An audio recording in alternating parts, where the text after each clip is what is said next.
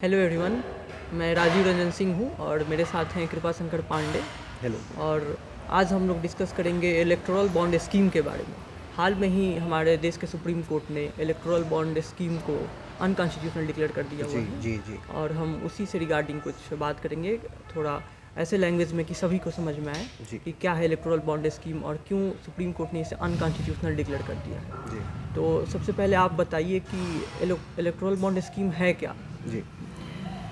जैसे राजीव जी, इलेक्शन जो होता है एक बहुत कॉस्टली अफेयर होता है। वो गवर्नमेंट के लिए भी होता है और पॉलिटिकल पार्टीज़ के लिए भी होता है।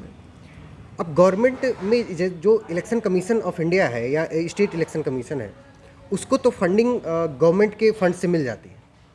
लेकिन अब पॉलिटिकल पार्टीज़ को फंडिंग कहाँ से मिलेगी? उसके लिए उनको बिजनेसमैन हुए या कंपनीज हुई, बड़ी बड़ी कंपनीज हुई, बड़े बड़े कॉरपोरेट हाउसेस हुए, वो क्या करते हैं, उनको फंड करते हैं। बिल्कुल। लेकिन इस स्कीम के जो इलेक्टोरल बॉन्ड स्कीम है, इसके आने के पहले क्या हुआ करता था कि जब कोई भी कॉरपोरेट हाउस या कोई बिजनेसमैन या कोई कंपनी किसी पॉलिटिकल पार्टी को फंड करती थी, लेकिन अपोजिट पार्टी क्या होती थी जो जिसको वो फंड नहीं किया होता, अगर वो पावर में आ जाती थी तो क्या होता था कि वो उसको टारगेट करने लगते थे, टारगेट। जिसे कहते हैं पॉलिटिकल टारगेट ऑफ बिजनेसेस।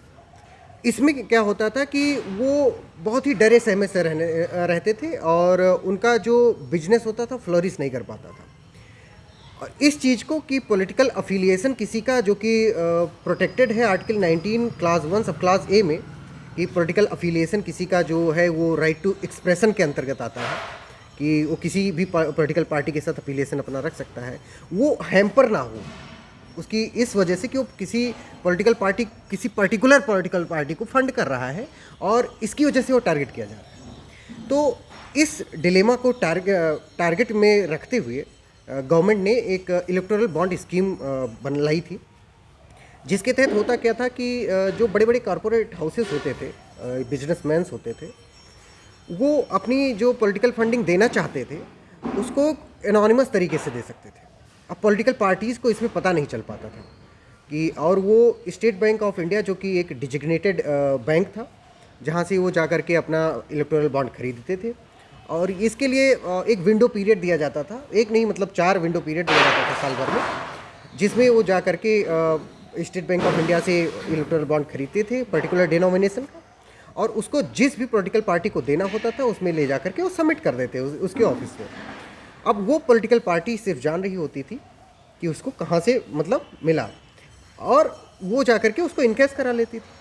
अब कोई भी पॉलिटिकल पार्टी ऊपर आए सत्ता में, तो वो ऐसे टारगेट नहीं कर सकती थी कि फलाने ने हमको पैसा नहीं दिया था तो हम इनके बिजनेस इंटरेस्ट को क्या करेंगे, अब टारगेट करेंगे, इनके ग्रोथ पे हम चोट करेंगे। तो उस चीज़ को कर दिया गया था उसमें। अब राजीव जी, होता क्या है कि हर सिक्के के दो पहलू होते हैं।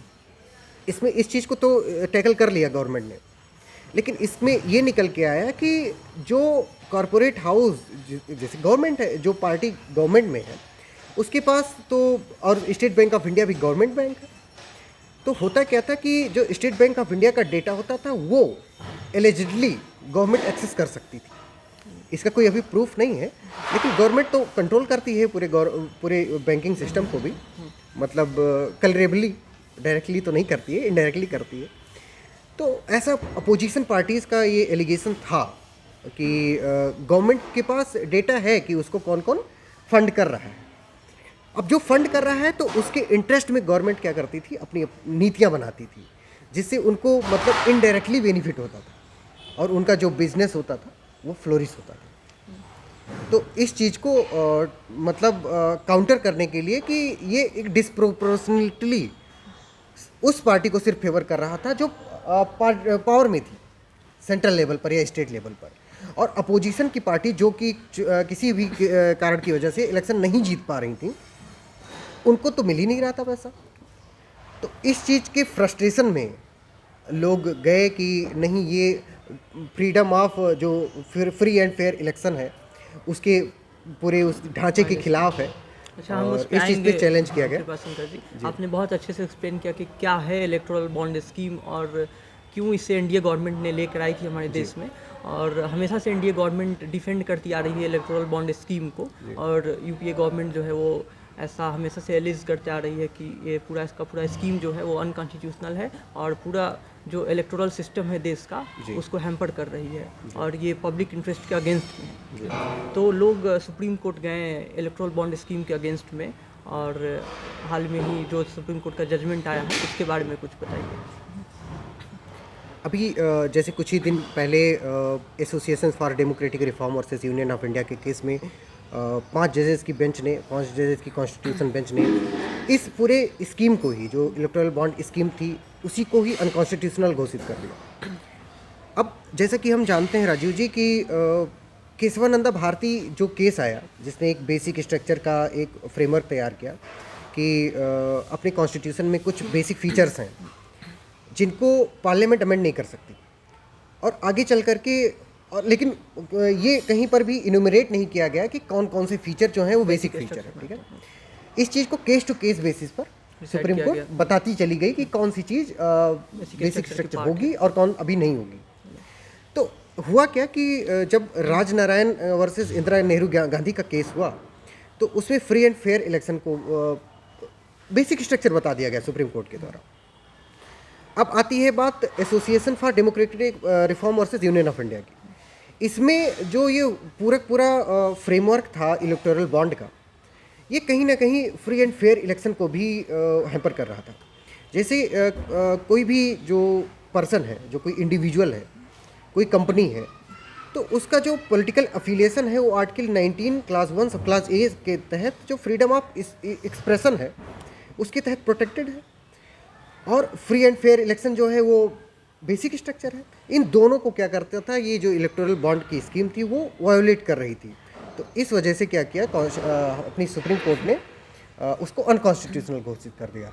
और जैसा कि हम देखते हैं कि आर्टिकल 14 है वो एक आर्बिट्रेरीनेस का टेस्ट देता है, उस ग्राउंड पर भी ये जो इलेक्टोरल बॉन्ड स्कीम थी वो कहीं ना कहीं फेल कर गई, और जिस वजह से अपनी सुप्रीम कोर्ट ने रूल ऑफ लॉ को प्रोटेक्ट करते हुए और इस चीज़ को अनकॉन्स्टिट्यूशनल घोषित कर दिया। कृपा शंकर जी, जैसा कि मैं समझ पाया कि आपने बताया कि जो इलेक्टोरल बॉन्ड स्कीम था वो आर्बिट्रेरीनेस का टेस्ट पे भी फेल उतरी आर्टिकल 14 के अंडर, और आर्टिकल 19 क्लॉजेज सब क्लॉजे जो कि freedom of speech and expression की बात करती है, जिसके अंदर में राइट टू नो भी है पब्लिक को, उसके अंडर भी ये पूरा स्कीम जो है फेल हो गई और उसका वायलेशन माना गया और ये अनकॉन्स्टिट्यूशनल। जैसे कोई भी इंसान है, कोई भी इंडिविजुअल है, कोई भी सिटीजन है, तो उसको एक राइट है कि उसके ऊपर जो गवर्निंग अथॉरिटी, जैसे we the people of India है, कि हम अपने खुद के लिए सॉवरेन हैं, हम अपने कॉन्स्टिट्यूशन को हम खुद को दिए हैं, खुद के लिए इनेक्ट किए हैं। तो हमको जो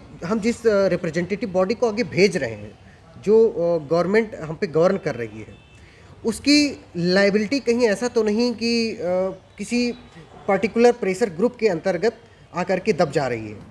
कहीं वो जो वेलफेयर स्टेट का कॉन्सेप्ट जो आर्टिकल 37 ऑफ कॉन्स्टिट्यूशन में दिया गया है, कहीं वो हैम्पर तो नहीं हो जा रहा। कहीं जो जितने भी और इंटरेस्ट ग्रुप हैं उनको सब्साइड करके क्रोनी कैपिटलिज्म को तो बढ़ावा नहीं दिया जा रहा है। इन सब चीज़ों को भी कहीं ना कहीं राजीव जी मद्देनज़र रखते हुए इस चीज़ को, मतलब ये आर्बिट्रेरीनेस टेस्ट को भी फेल कर गई है, और मेरा मानना है कि हाँ ये सही भी है अभी। हाँ, और कृपा शंकर जी, जैसा कि इस केस में राइट टू नो पे बहुत चर्चा हुई कि पब्लिक को राइट टू नो है, अंडर आर्टिकल 19 क्लॉजेज सब क्लॉजेज पब्लिक को जानने का अधिकार है कि देश में क्या चल रहा है, गवर्नमेंट क्या सोच रही है और क्या कर रही है जो पब्लिक वेलफेयर में है या नहीं। जैसे इलेक्टोरल मैटर्स के रिगार्डिंग भी कि गवर्नमेंट को फंडिंग कहाँ से हो रही है, ये पब्लिक को जानने का अधिकार है। लेकिन गवर्नमेंट क्लेम करती है कि ये सीक्रेसी मेंटेन रहना चाहिए, कि पब्लिक को ये जानने की ज़रूरत नहीं है कि गवर्नमेंट को फंडिंग, हर पॉलिटिकल पार्टीज़ को फंडिंग कहाँ से मिल रही है।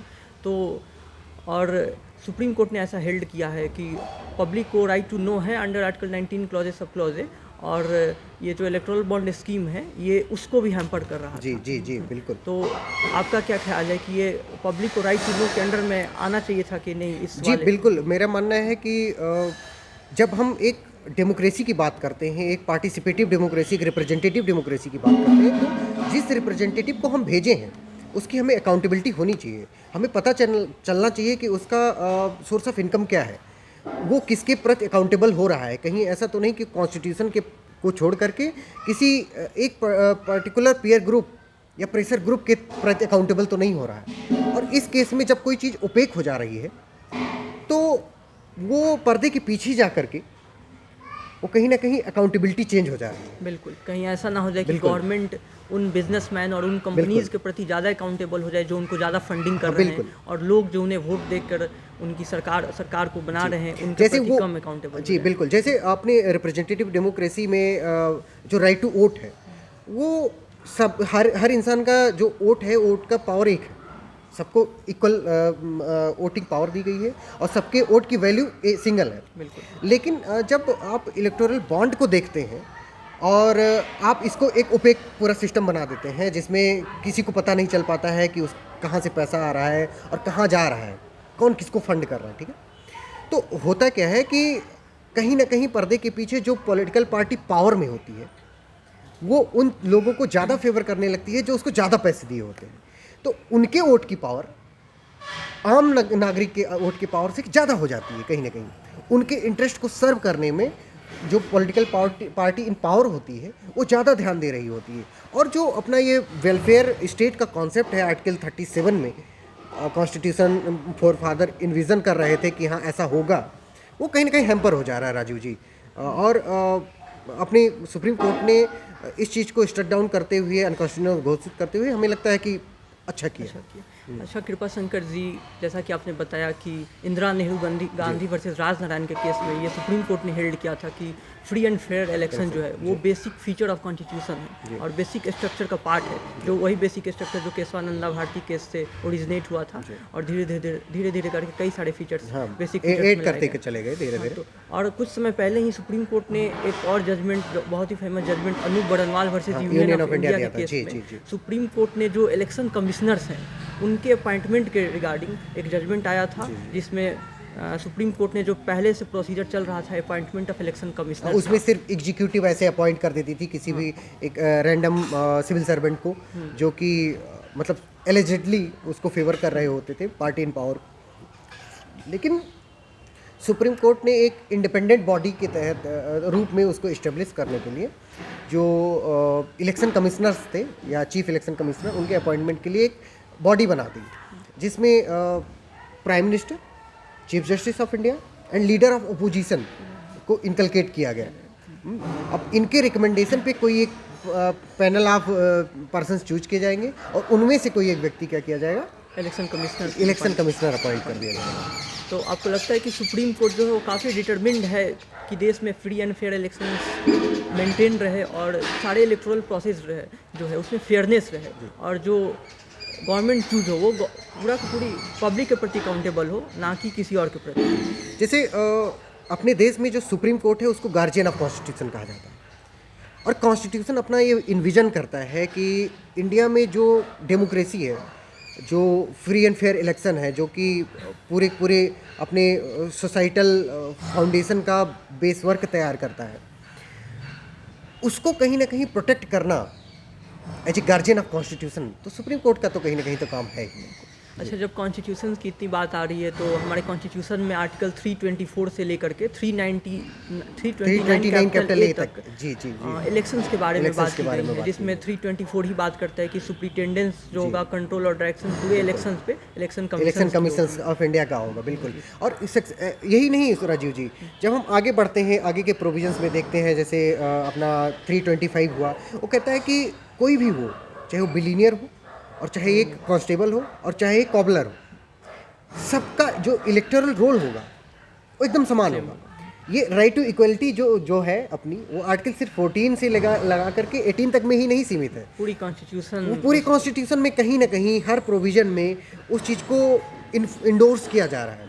वही चीज़ आर्टिकल 325 भी बताती है कि यहाँ पे सभी लोग इक्वल हैं, कोई भी हो, किसी भी एफिलिएशन का, किसी भी रिलीजन का हो, किसी भी रेस का हो, अगर वो सिटीजन ऑफ इंडिया है और वो 18 साल की एज क्रॉस कर चुका है तो उसके लिए कॉमन इलेक्टोरल रोल होगा। मतलब ये नहीं कि अगर आप बिलीनियर हैं, आप बहुत पैसे वाले हैं, आप कोई सेलिब्रिटी हैं या आप कोई मान लो मिनिस्टर है, आपको कोई अलग आपके लिए वो बनाया जाएगा, ऐसा नहीं। सबको राइट है इंक्लूड होने का और किसी को एक्सक्लूड नहीं किया जाएगा किसी भी ग्राउंड पे। और हाँ, एक चीज़ और, अगर आप आपका कोई भी सेक्सुअल ओरिएंटेशन है, आप मेल हैं, फीमेल हैं, आप LGBTQ कम्युनिटी से आते हैं या आप कुछ भी हैं, लेकिन आप सिटीजन ऑफ इंडिया हैं अगर और 18 साल के ऊपर है, तो आपको राइट टू वोट है। और इसको अपने कॉन्स्टिट्यूशन में आर्टिकल 326 में एडल्ट सफरेज के रूप में अपने कॉन्स्टिट्यूशनल फोर फादर्स ने उसमें हमको राइट दिया हुआ है। और आर्टिकल 327 जो है कॉन्स्टिट्यूशन का, वो राइट्स देती है पार्लियामेंट को कि पार्लियामेंट लॉज बना सकते हैं कि इलेक्शंस के रिगार्डिंग, चाहे वो पार्लियामेंट के इलेक्शंस के रिगार्डिंग हो या स्टेट लेजिस्लेचर के इलेक्शंस के रिगार्डिंग हो। हाँ, इसी आर्टिकल में राजीव जी ये भी कहा गया था कि जब तक अपनी पार्लियामेंट जो है वो इलेक्शन से संबंधित कोई लॉ नहीं बनाती है, तब तक जो पूरा फ्रेमवर्क होगा आर्टिकल 324 से ही गवर्न होगा, क्योंकि वो बहुत ब्रॉड टर्म है, सुपरिंटेंडेंस डायरेक्शन एंड कंट्रोल। अब सुपरिंटेंडेंस डायरेक्शन एंड कंट्रोल को जब इंटरप्रेट किया जाता है विदाउट सीइंग एनी इंस्टीट्यूट, तो क्या होता है कि पूरी वो ओवर आर्चिंग अम्ब्रेला बन के वो निकल के आता है, उससे हर चीज़ें गौर की जा सकती हैं। लेकिन अपनी पार्लियामेंट ने क्या किया कि दो इलेक्शन से रिलेटेड बहुत ही महत्वपूर्ण इंस्टीट्यूट को पास किया, जिसमें से एक है रिप्रेजेंटेशन ऑफ पीपल्स एक्ट 1950 और दूसरा है रिप्रेजेंटेशन ऑफ पीपल एक्ट 1951। और इलेक्शन से रिलेटेड जो प्रेसिडेंट और वाइस प्रेसिडेंट हैं उनसे रिलेटेड भी एक इंस्टीट्यूट पास किया, जो कि और लेटर स्टेज आप उसमें आया कॉन्स्टिट्यूशनल अपने अपब्रिंगिंग में। तो पार्लियामेंट ने काम किए हैं, इस आर्टिकल 327 के तहत पार्लियामेंट ने अपने इंस्टीट्यूट बनाए हैं, अपनी ऑब्लिगेशन फुलफिल किए हैं। लेकिन कहीं ना कहीं जब कोई लेकुना रह जाता है तो उसको हमें फिल करने के लिए हमें फिर कॉन्स्टिट्यूशन की तरफ झांकना पड़ता है, जो कि आज अपनी सुप्रीम कोर्ट ने फिर से उस चीज़ को करते हुए, अपनी कॉन्स्टिट्यूशनल मोरालिटी को मेंटेन करते हुए, right to choose your representative and free and fair election और basic structure, rule of law, सब चीज़ को मेंटेन करते हुए एक बहुत ही अच्छा प्रेसिडेंट सेट किया है राजीव जी, हमें लगता है। और ये कहीं ना कहीं ये शो करता है कि जो इंडियन जुडिशरी है वो सिर्फ कॉन्स्टिट्यूशन में ही नहीं इंडिपेंडेंट है, वो रियली इंडिपेंडेंट है, क्योंकि अभी जो पार्टी इन पावर है उसको कहीं ना कहीं ये अब ज़्यादा ही अफेक्ट कर रहा है ये वाला जजमेंट, ऐसा मुझे लग रहा है।